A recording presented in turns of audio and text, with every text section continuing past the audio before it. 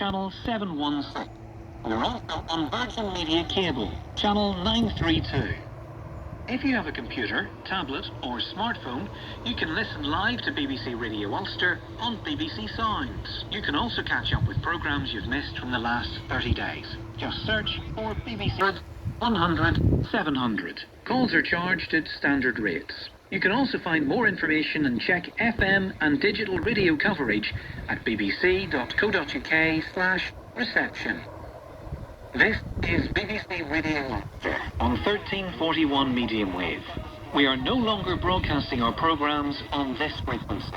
But there's no need to worry, because all your favourite programmes are still available on your radio, your television and your computer or smartphone.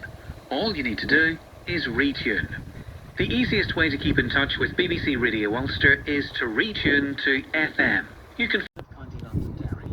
Although our main coverage is on 94.5 FM, you'll find better reception on alternative frequencies in some areas.